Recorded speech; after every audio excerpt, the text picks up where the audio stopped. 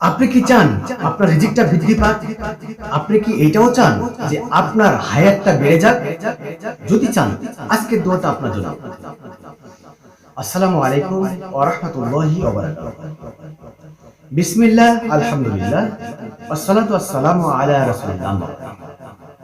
কাছে কিংবা দূরে, দেশে কিংবা বিদেশে, যে যেখান থেকে দেখছেন এবং ভবিষ্যতে দেখবেন, সবাইকে মোবারকবাদ জানিয়ে শুরু করছি আজকের বিশেষ অনুষ্ঠান।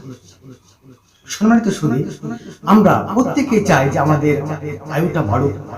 আমরা প্রত্যেকেই চাই যে আমরা রিজিকটা আমাদের বেড়ে যাক। এই জন্য অনেক রকম পরিশ্রম আমরা করি, আমাদের রিজিকটা বাড়ানোর চেষ্টা করি, বা আমাদের আয়ুটা যেন বাড়ে, যেন সুস্থ থাকার চেষ্টা করি। কিন্তু রাসূল সাল্লাল্লাহু আলাইহি ওয়াসাল্লাম সুস্থ থাকা এবং রিজিক বাড়ানোর একটা দোয়া শিখিয়েছে, একটা কাজ শিখিয়েছে। যদি এই কাজটা আমরা করি, তাহলে অটোমেটিক্যালি আমাদের রিজিকটাও বেড়ে যাবে এবং আমাদের আয়ুটাও বেড়ে যাবে। তাহলে সেটা কি, চলুন আমরা জেনে নিই। এই হাদিসটা পাবেন বুখারী শরীফ। বুখারীতে হাদিসটা রয়েছে, রাসূলুল্লাহ সাল্লাল্লাহু আলাইহি সাল্লাম বলেন, যদি কোনো ব্যক্তি তার রিজিকটা বাড়াইতে চায় এবং তার হায়াতটাও বাড়াইতে চায়, তাহলে সে যেন আত্মীয়তার সম্পর্ক বজায় রাখে। সুবহানাল্লাহি ওয়া বিহামদিহি সুবহানাল্লাহিল আযীম।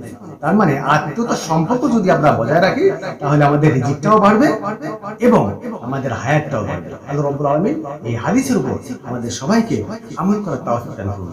আমিন।